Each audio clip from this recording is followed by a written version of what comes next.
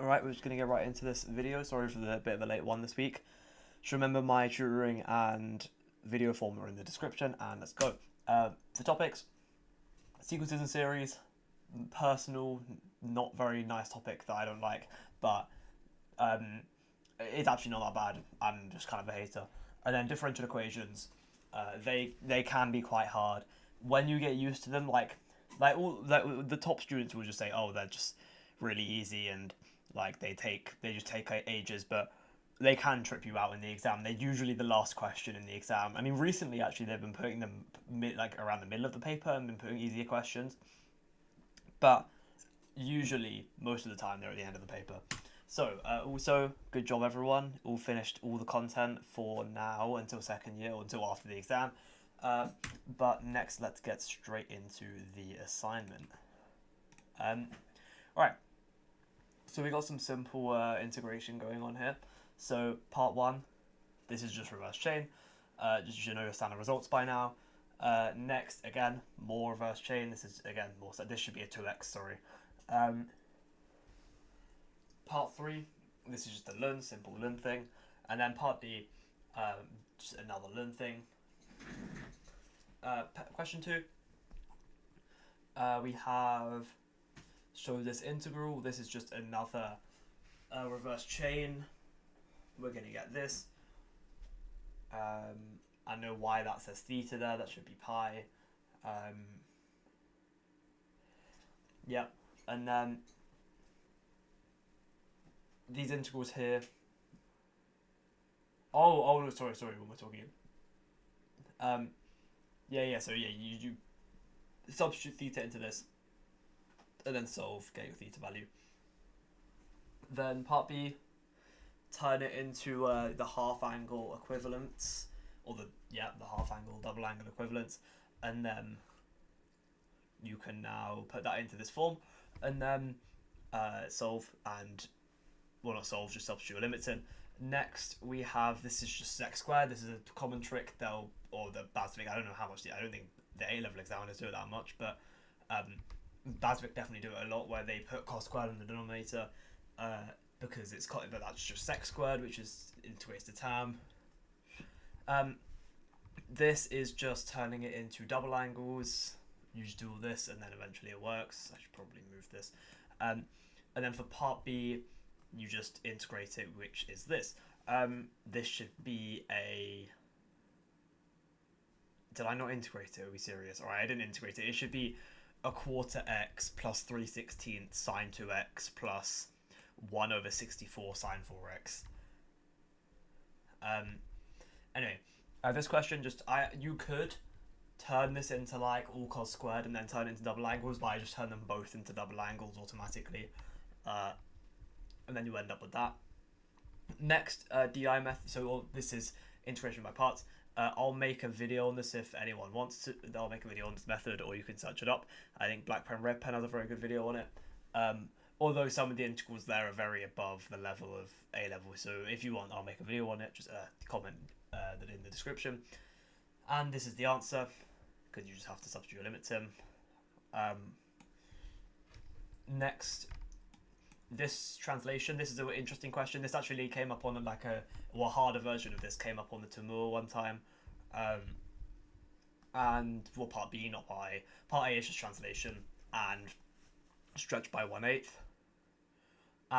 Sorry. Part A is the thing that came up on Tamur. It's you have to say that this is 2 to the x times 2 to the negative 3, which is 1/8. So this is just a vertical stretch by 1/8. Then finding where things intersect, there's nothing really struggling here. They want it in terms of ln 2 and ln 3, so that you could either use log base 2 or log base 3 and then do the change of base law, which is in the formula book. Or you can just use ln instantly and then it'll take a little bit longer, but it's fine. Question 5, small angle approximations. This is our thing. 1 minus x over 2, and then so therefore 1 minus pi over 40. Range of g just greater than 0 because it's a quadratic. You can kind of figure that out or put in your graphing calculator. Solve this, not very hard at all. Part C, sketch modulus f of x, again not that hard. Alright, question 7, R alpha, again anyone wants me to make a video on my method for this, put it in the description, and I'll make a YouTube short or like a video. But this, so you do R alpha on this, do it long way or short way. Then part B, sketch, you can just sketch from the R alpha form. Part C, do another R alpha, again, did it the short way, you can do the long way if you want. And then finding where it meets the y-axis, that's just using, what have I done here? What? Right, that should not be, oh, you just said it, right, I don't know why I've put nothing hit. Oh, you can just set it. Wait, what the hell have I done here? Why is it 7? I don't think this should be 7. Because what you should do here is you just set it equal to, you should set it equal to 0. You set y equal to 0. Sorry, no, you should set x equal to 0. Which that is not 7. So yeah, sorry about that. Maybe it's close to 7, and that's why I rounded it. But you should set that to 0, and that should be the answer. Anyway, maximum, minimum values, that's just going to be r and negative r, because that's when this bit is 1. Or you can differentiate, but it just takes a little longer. Deduce the number of solutions. Well, this is just, there's going to be 2. The maximum value here is 25, and you can imagine this as just 2 lines. So this is y equals this, and y equals this. So, or you can plot it in your graphing calculator, the separate lines. And you can see that this will have 2 solutions in this interval, and this will have 0 because it's above the maximum value. Oh god, yeah, this. Alright, so there was a lot of infinite binomial on this, which is very unfortunate because it sucks. So I'm just going to completely skip over it because I just did them in my head and in my calculator, so I didn't actually do any of this. Well, I did, but like in my calculator. But all you have to do for infinite binomial is just put it in your calculator, and it's just a lot of mental like number crunching or calculator number crunching, which is unfortunate. It's just annoying. So let's just go to question 10 now. So the integral of ln x is a standard result that you should probably remember, but it's easy to derive. You just use integration by parts and set ln x as the u, so you can differentiate it, and then set 1 as the v, so you integrate that. Part B, DI method, same thing. If you want a video, comment. This is part. So every single time you see the DI method, it's always integration by parts. Like every single time you see me do this, it's just integration by parts. Same with part C. It's just 1 over x cubed times ln x. Usually when you see ln x, well no, basically all the time whenever you see ln x in an integral, you have to do some sort of parts. For part D, I did a substitution. I think you can use you can do ln x with parts, but I think a substitution is more, is better. So if u equals ln x, or x equals e to the u, du equals 1 over x dx. And then you can just do this, u squared times e to the u, and then you do integration by parts on that integral, and it becomes pretty easy. And then you have to remember to substitute your stuff back in. I forgot, oh my god, did I seriously just do that? I forgot the plus c. But that's okay. Well, it's not okay, but definitely don't forget your plus c's. So again, integration by parts, nothing new. Remember to LIATE as well, that's the acronym you should be using for which one to differentiate: logarithms, inverse trig, algebra, trig, exponential. Question 11, stationary point. This is simple stuff, just differentiate. It's an annoying quotient rule, or you can use product rule if you want. Set the numerator to 0. All this stuff cancels. The x squared plus 1, these x squared plus 1s cancel, these two x's cancel, so it just becomes, and then the 3 cancels as well because it's a 3 multiplying by everything, so it's just 1 minus this here equals 0, and then you get the answer. Simple connector rate stuff, not really going to go through this. Increasing at a rate of 1.5, so dx dt. dv dx is just 3x squared because v is just x cubed, and then you do your connector rate stuff and you get the answer. Remember your units.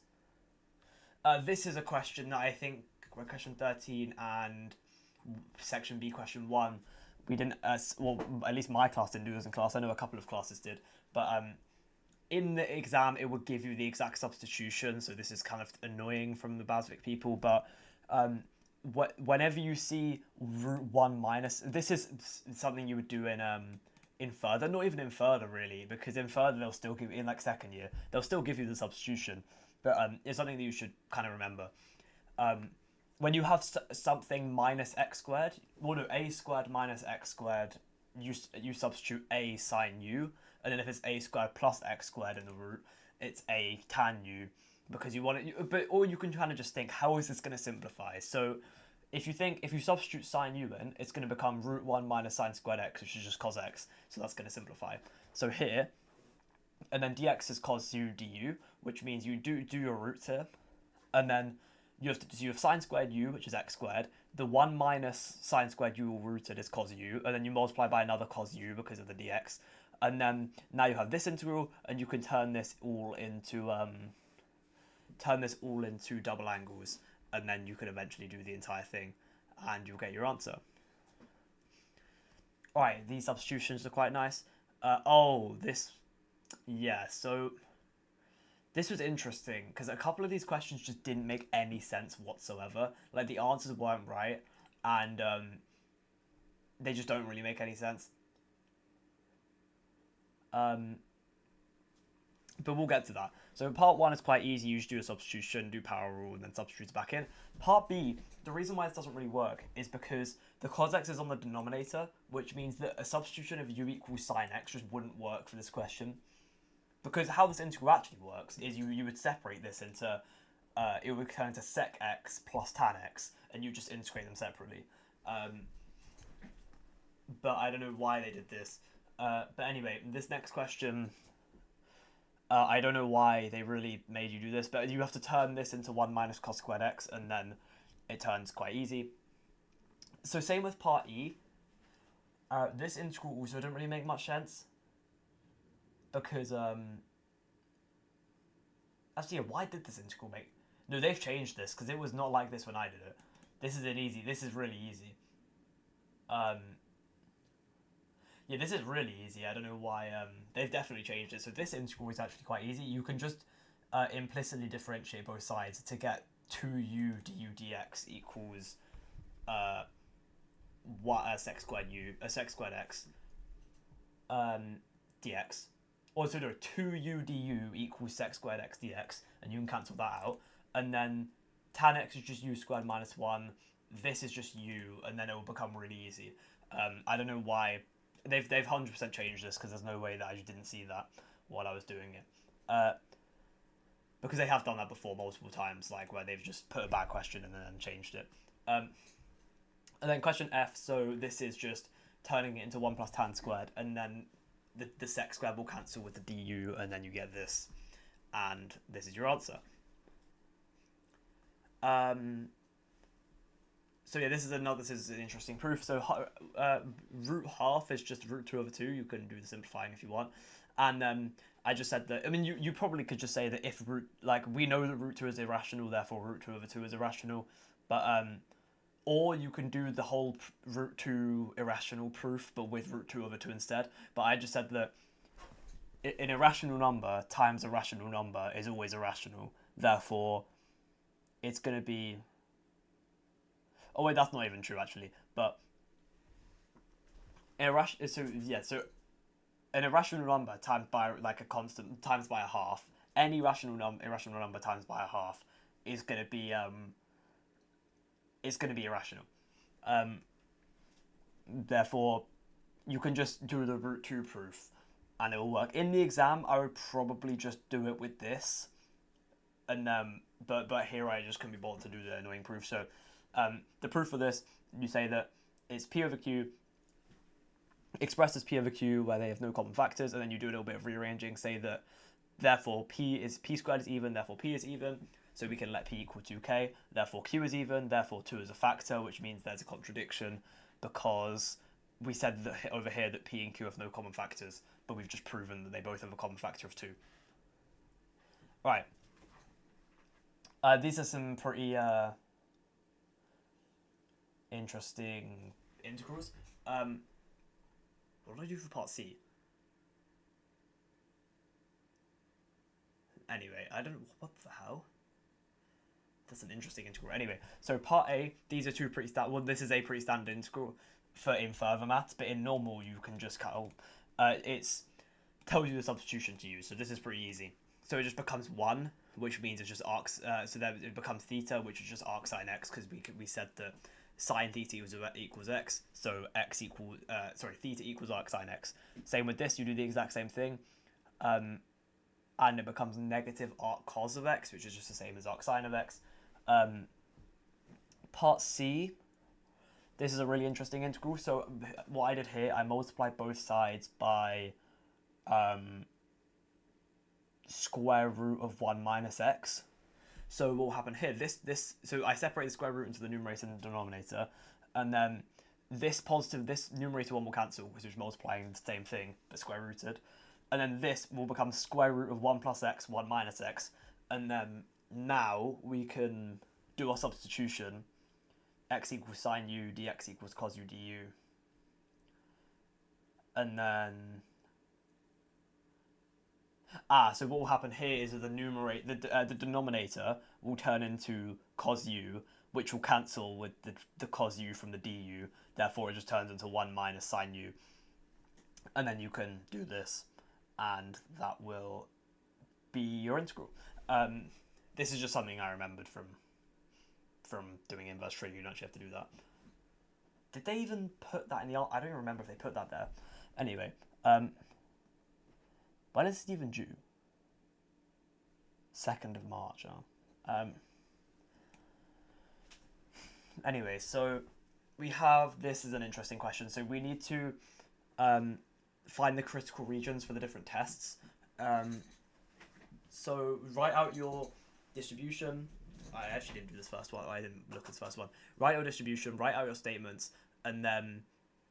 Or write out your 2 critical regions and then write it. It's a lot easier than binomial, because with binomial you have to do like the upper and lower value for the binomial critical region. But because it's like the one that's closest to... or the one that tips it into the critical region. Because obviously binomial is discrete, normal is continuous. But with normal, it's continuous, so you only have to do, even for a 2-tailed test, you only have to do 2 values. But with binomial, you have to do 2 per tail. So you'd have to do 4 for a 2-tailed test. So do the exact same thing. So distribution, values, calculator, critical region, same thing here, and I did the same thing over here. Right, question 3 now. Prove that k equals ln A. What did I do here? Oh, I just learned both sides, and then that's easy. Alright, sure. I don't know what that was supposed to mean. Part B, using the derivative of e to the kx. Prove that.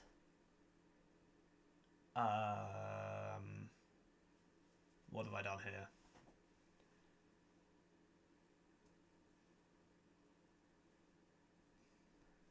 Oh, we've said when... What? What have I done here? Oh, so e to the... That makes sense. So 2 to the x can be rewritten as... Yeah,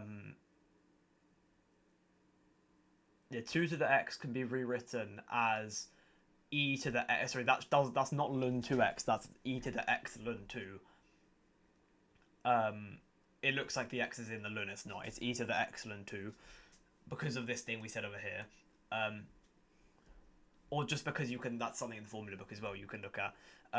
But so 2 to the x is just e to the x ln 2, they're the same thing. And then you differentiate that by using your e to the x thing. So you just bring the constant down. That's how you differentiate e to the x. And then e to the ln 2 is just 2 to the ln e. Or sorry, e to the ln 2 is just... enough is just 2, so it just becomes 2 to the x. This is I would use the formula book for this because it can get a bit iffy with like where you swap your e's and your 2's around. But in the exponentials and logarithm section, there is a formula which is it's like e to the x ln a is just a to the x, which you've kind of just said here, which you kind of proved. But anyway, and then that turns into 2 to the x ln 2. If you just ignore the ln 2, e to the x ln 2 is just 2 to the x.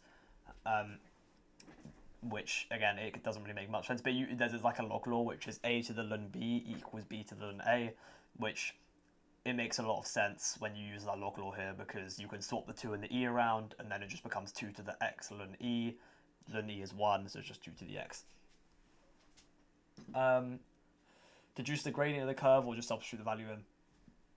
Oh god, alright, now we're applied, so this is where it gets a bit annoying. So we have this plank here with the supports, finding the center of mass, or no, we have the center of mass, it's just not uniform. Finding the reaction force, alright, well we just resolve both sides, take moments of both sides, and that's your answer. Ladder question, part B. We're finding the center of mass, so put center of mass at a random place, and write your stuff down, write your R's, write your distances, and then you can take moments from the center of mass that you've created, and then you will find your distance. Next, we've got a ladder. This is a pretty easy ladder, I think, because it gives you all the stuff. Remember, always the 3 things you do in ladder questions: resolve horizontally, resolve vertically, and take moments at the place with all the friction forces and the reaction forces. Or take moments at, usually it's A, but take moments at this spot, because this spot has forces going this way, has forces going this way, it has forces going this way, so we don't really want all the forces there, so we just want to take moments at that place. Then find the coefficient of friction, so now we can say that this, and then we substitute R2 being... Oh, so we find R2 from taking moments at A and then substitute it into this equation, and we get our mu value. Now, question 6, this question kind of sucks. So I think this blue MG is for after this bit. Showing the x is this, just take moments at C, and you get the answer. Then part B, this new place, take moments at D, and you get the answer. Because you only want you want W. I don't know why I put MG here, but you want the weight, which is MG. The support, the magnitude of the reaction force of the support, I think we found earlier.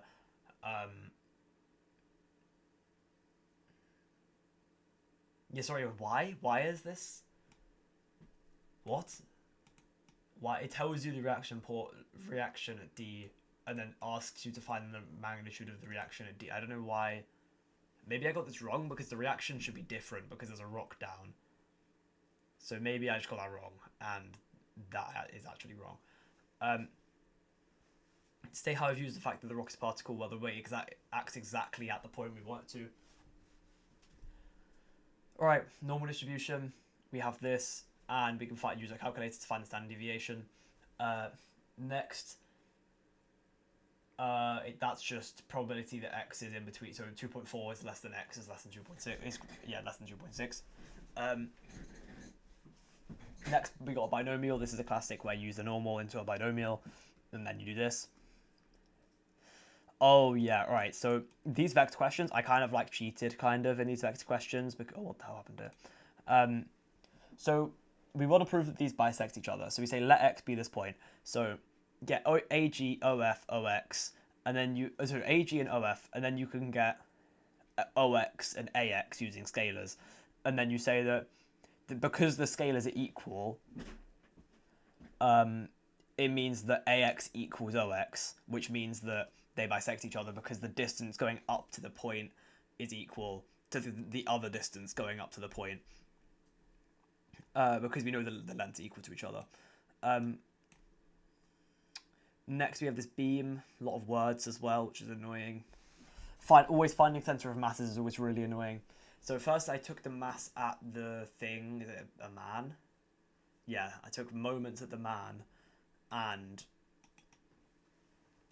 got this, and then you just get the distance from here. So a lot of words, a lot of drawing just for one calculation.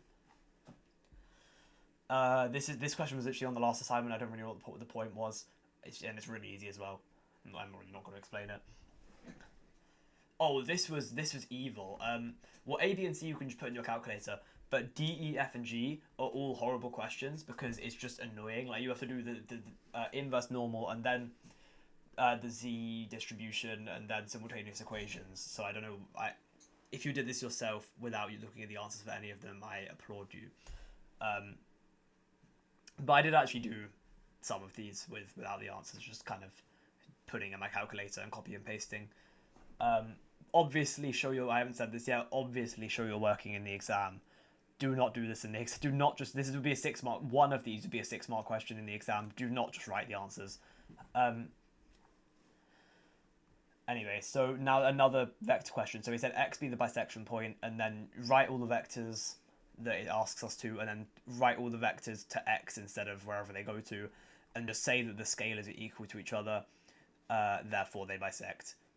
And therefore, and also the equations all work with each other, therefore we can, they say that they bisect each other. Yeah, and all these scalars are equal, so that's fine. These vector questions suck. I doubt these would ever come up, really. I mean, a question like this did come up last year, but it was in 2D, I think. I don't think it was in 3D. Hopefully it wasn't, because these questions suck. Anyway, so this is kind of like a first year, it's like a first few weeks question. So you find the dy by dx, substitute your values in, find d2y, sub your values in. Part B, integrate. Yeah, sub the values in. And then last question, simple projectile stuff. Finding the angle is usually quite easy. We can find the total time by just doing 2u over a, I think it is. Something like that, when the final velocity is 0. But you can just use this equation. Use v equals u plus at to find the total time, and then use s equals ut, because a is 0, on the horizontal to find your alpha. And the reason I put sine 2 alpha here is because you get a sine alpha and a cos alpha multiplied together, so it just turns into sine 2 alpha. Right, thanks for watching, guys. I will see you next week. Sorry for the decently late video today, but I'm sure no one's doing the assignment this early anyway. So I will see you next time. Goodbye.